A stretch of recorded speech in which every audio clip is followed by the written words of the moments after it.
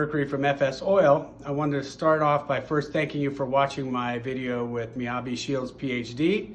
And if you haven't seen that video, I encourage you to check it out. It's a lot of great information on there about cannabinoids and cannabinoid science. Today, I'm excited to bring you an interview with Susan Bass, who is an Ayurvedic practitioner. There's all kinds of interest exploding in the natural ingredient world about Ayurvedic ingredients, their uses, their properties. And so I thought it'd be useful to talk to somebody who was involved in this. So let's get right into it. Here's my interview with Susan Bass of the Sarasvati Institute of Ayurveda and Yoga Therapy. Thanks for watching. Susan Bass, I'm so glad you're here to talk with us. This is Susan Bass of the Sarasvati Institute of Ayurveda Yoga Therapy. If I've said that wrong, please correct me. I'm not. Yeah. Sarasvati. Sarasvati. Yeah. I'll get it. By the time this is over, I'll get it. Thank you for being here. I guess one thing to start off with is how did you get involved with Ayurveda? Well, I grew up in the Deep South, and in the Deep South, 4 of the 5 food groups are sugar. There's white sugar and brown sugar and confection sugar, and Little Debbie Snacking Cakes has its own food group in Mississippi where I grew up. And so the wall of the Sunflower grocery store with Little Debbie Snacking Cakes was as big as the produce wall. And this was a major message to a young person. It's like, oh, this is an important food group. And then then there's a 5th food group with all that other stuff like, overcooked vegetables and, processed things. But so I grew up in allergy shots and antibiotics because I wasn't eating real food. And my first food had been soy baby formula. And it's important to know that no one in my genetic line had ever eaten soy. Oh. Yeah. And so that's a really big deal. Everyone listening to this call is a genetic success story. Thousands and thousands and thousands of people reproduced, and here you are. And what I want to know, what I've spent my life studying, is what got the human species here, because it was clear to me as a child growing up on antibiotics and allergy shots and just teeth with so many cavities and braces. And I was like, something's wrong. Why are all these young people have all these severe imbalances that are normalized? And so I just limped along. I couldn't focus. I had what you would like call ADD and I didn't have a lot of stamina, like failure to thrive, but no real reason why. So I limped along, graduated from college, and then moved to New York City after I graduated from college. And there were so many choices then of, things to try. And I worked for this gigantic publishing company, which had fantastic insurance. I could have gone to any doctor in the world for $10, but I was spending all my money at 25 going to see all sorts of alternative medicine practitioners. And my friends were like, what are you doing this for? Because when you're 25, you're buying, fancy electronics or cars or clothes. It's Right. like, I'm not going to be here 20 years from now if I'm still on antibiotics and allergy shots, because I was 25 then. I knew that I wouldn't survive it. And so I was like, I have to find a way to get off of them. I can't continue on them for 4 decades straight. So I went to see everybody in New York and found so many interesting things and things that I loved, but I still wasn't off the allergy shots, antibiotics, and I was still getting cavities. And so I show up at the Ayurvedic practitioner's office. And I'm like, I don't know what this is, but do what you can do because I've been to see everybody else. And he looked at my tongue and took my pulse and looked at my eyes and heard me talk. And he said, you are 5 years away from diabetes, which was really shocking because I didn't have any sort of other signals that was the case. And he taught me how to change my diet and to do seasonal cleanses and to eat right for my body type and move with the rhythms and cycles of nature. And for the first time ever, I got back control of my own health. I was able to slowly but surely get off of the allergy shots and antibiotics. And my health improved so much that I decided I would go study yoga and Ayurveda. And I quit my job at the Wall Street Journal. My grandmother was so upset. She told everybody in Mississippi I worked for the Wall Street Journal. And now I was going to do this thing no one had ever heard of. But I had searched so long for a way to heal. Yeah. And all I wanted to do was share it. Like Mo Digliani says, you have one real duty in life, and that's to save your dream. And my dream was to share this ancient sacred knowledge that had helped me so much. And, that was 2003. And so fast forward, 18, 19 years. and I have my own school. I have several different certification programs that I offer in Ayurveda and Ayurvedic yoga therapy. I've taught Ayurveda at OHSU Medical School and National University of Natural Medicine and University of Portland School of Nursing and Clark College. There's a lot of interest in Ayurveda. And there's just a growing interest in how can I take back control of my own health. And what Ayurveda really is to me is the ancient sacred art of nourishing your body, mind, and spirit through connection to nature. And I grew up thinking nature was something outside the window. I thought nature was the jaguar on the Discovery Channel TV show. Right. That was nature. Yeah. And Ayurveda taught me, I was like, oh, I'm a part of nature.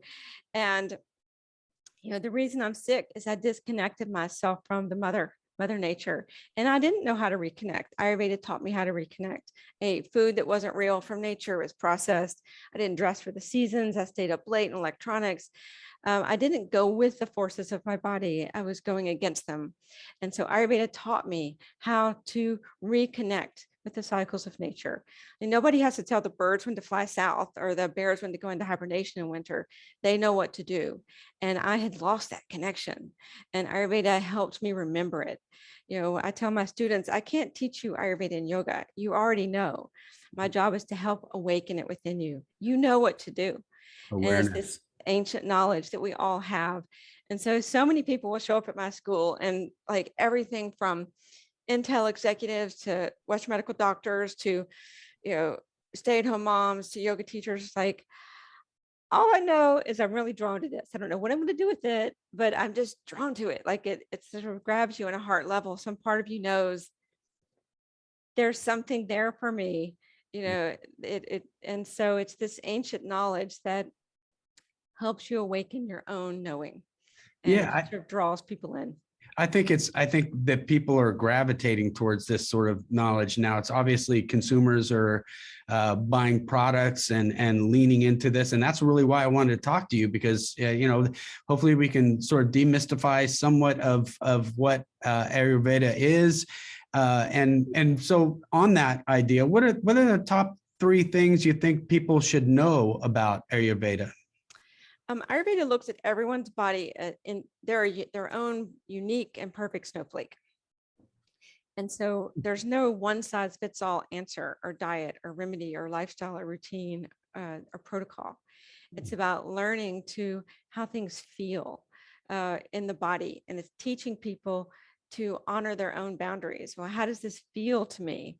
As opposed to just hearing something's good and taking it and not really being present with it. And it's about participating in the healing process, because people don't heal other people. People heal themselves. And it's through their connection to nature, through their appreciation for their body and all it does for them, but through their compassion for their heart and all it's been through, and being able to manage their mind without judgment. And it's through setting this energetic base that people are able to access their deep knowing. And so it's about giving the power back to the person, which is a different way of approaching health. And Right. so Ayurveda's connection to nature, and that it's a lifestyle. It's that you have decided that you deserve compassion, and that you deserve to really notice how you feel and honor those messages. And Ayurveda says that all disease is from stagnant prana, which is life force. And all cultures have their word for life force. Chinese medicine calls it chi, Egyptians Right. call it ka, Christians call it Holy Spirit, scientists call it biophotons from the sun. But the life force is what, and tells our cells what to do. I don't tell my heart when to beat or my hormone glands when to pump hormones. I have no idea. It doesn't come from my mind. It comes from this life force. And it's about keeping that moving well. And all of Ayurveda is about letting that flow and making sure you are taking in enough prana, which is why you wouldn't eat old food. You wouldn't eat processed food. You wouldn't disrespect your own limits, because then you would either not be able to take in enough prana or it would get stagnated. And that's where that's where the ground floor of disease. Ayurveda also says that what we would say Agni, which is metabolic fire, is the root of all. And so your metabolic fire will turn everything you come into contact with into something that helps you or hurts you. It'll, could turn lunch into healthy tissue. Your metabolic fire can turn the wound to compassion, the trauma into wisdom about how to navigate the world. But it's your ability to keep your fire balanced so you can process your life.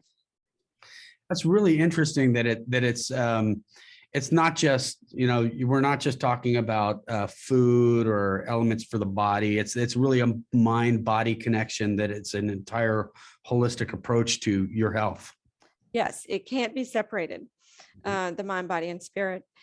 And so our goal is to address the whole person, and help. In the end goal is embodiment. They're grounded in the heart of every cell, and they're just moving with the flow. Like that great story about in Sri Lanka back in 2005, when there was a tsunami way out in the ocean, way away from Sri Lanka. And 24 hours before the tsunami actually hits Sri Lanka, because the people didn't know it was coming, the animals were all running to the top of the mountain. People had video cameras say, look at this, the hippos are running up. Look at they have this video. Why are the elephants stampeding away from the beach? Because the people didn't know the tsunami was coming. How did they know? How did the elephants, how did the hippos, how did all the animals know to go to the top of the mountain? And they're so connected to the prana, the life force, to the constant flow of well-being. They just found themselves going up the hill. They were beyond the cognitive. They're connected to a higher state of consciousness, or else you wouldn't survive. Yeah, that is fascinating, and I think a lot of what we see now is people wanting to be more connected to nature, feeling the recognition that people are less connected now than they were. And I know I see it as an ingredient provider. People are interested in some of these ingredients that are in Ayurveda, because they like you said, you can feel it, you can be present with it, you can tell what it's doing. And I'm going to kind of ask you about a couple ingredients, two of which that I take, that I connect with. Sure. So Tulsi and ashwagandha seem to be very popular. Like I said, I take it. They're popular consumer products. Both of these are considered to be adaptogens. Can you tell us a little bit about them and how you view them in Ayurveda? Yes. Well, adaptogens are a special class of herbs. They help the body cope with stress without stimulating or sedating the body. And so this classic descriptor of a true adaptogen is that it can offer energy in the morning, and it supports the body in getting a better sleep at night. And so how can adaptogens accomplish this if they don't stimulate or sedate? It's because they rejuvenate. And so Ayurveda has many adaptogens in its pharmacopoeia that help bring balance to the numerous physiological functions and improve vitality and endurance. But picking the right one is important, because they all have their specialty. But their adaptogens are known for helping people cope with stress and with compromised immunity. And ashwagandha and tulsi that you mentioned are just like tested powerhouse herbs in Ayurveda. They're world famous. Ashwagandha, which the English name is winter cherry, and botanical name Withania somnifera. It's really just a small little evergreen shrub that grows a few feet high in dry areas, but it's known worldwide, and it literally translates into the sweat of a horse, and indicating that one who takes it will have the strength and sexual vitality of a horse. And that's how the ancients talked about it. And so it tones and normalizes bodily functions and renders the body more resistant to stress. So it's known for increasing physical endurance. It prevents the depletion of vitamin C. It helps the body process stress hormones like cortisol. Yes. And it's known, Ayurveda says, that it improves mental acuity and reaction time and physical performance. And it's important to note that before anybody changes their diet or their lifestyle or starts taking any herbs, they talk to their doctor, because you have to, ashwagandha or tulsi or herbs, it's for the right person. Ashwagandhas can be difficult to digest and heavy. So we want to make sure someone has improved their digestion, they have a good diet, to make sure they're ready for it. But it is a time-tested powerhouse adaptogen. And it's the Ayurvedic actions are it's a tonic and it's a nervine, so it supports the nervous system. What I can say it did most for me is it kind of helped me build reserves around my truly frazzled nervous system. The first few decades of my life, I was very depleted. And so you'll know that your one sign that your nervous system may be depleted is that at 4 o'clock, you're just like, bing, you're just wide awake. And what it did for me is it helped me build reserves, because you have to have a strong nervous system to keep you asleep for 8 hours. And so it's known as a nerve restorative. And it's also known as an aphrodisiac. And so the Ayurvedic indications for it are just general debility, mood imbalance, fatigue, immune is depleted, immune system's depleted, memory is sort of failing a little bit. Maybe someone can't take a deep breath, which means the nervous system may be not able to fully relax. Maybe it's trapped in fight or flight. But just general hormonal concerns are some classic Ayurvedic indications that we would investigate whether ashwagandha might be a good thing to use. But it's considered our best herb for treating anxiety. And it's just mixed into applesauce or yogurt. And, you want to be working with a licensed health professional, but it has a very good reputation for anxiety. I know for me, it helps me sleep. I sleep better. I sleep much more relaxed. If I have to wake up in the middle of the night for any reason, I can get right back to sleep. So that sounds like a nervous calming response to me. Yes, exactly. Yeah. One of my favorite ways to use it, because I prefer to use the herbs like cooked into food and as teas, and even just putting the tincture in some warm tea at night, just having it mixed in with the food, where I'll take cashew milk and some ashwagandha and nutmeg and cinnamon and vanilla and maple syrup and a little pinch of sea salt, and have that as a kind of like a night, a little night, an hour before bed kind of comfort food. But that's how I've often used ashwagandha, whether in powder or tincture form. That's beautiful. So I've got my last question here for you is a really good one, because you've got a school and you mentioned the fact that people can benefit from learning more about this and talking to a licensed practitioner. What can students or just lay people like myself learn from contacting you and maybe signing up for a class or something like that at your school? Mm-hmm. Well, this school is not just for someone that wants to go into the health field. It's a lot of the people that do it. It's that they want to take control of their health, and it's easier in the power of a group. Over the course of a year, we go through this program during the seasons together, and there's something about that keeps you in place and keeps you going. And we meet all through the year, and we change the diet and the lifestyle and the plants depending on the month, because of the season changing. And so it's a way to heal and start incorporating Ayurveda that's not so overwhelming. Like you're not trying to just take it in from a book, because the Vedic texts say that you wouldn't be your own yoga or Ayurveda teacher. You need a guide. You do need a guide. And so it's about learning how to do that process with a group of like-minded people.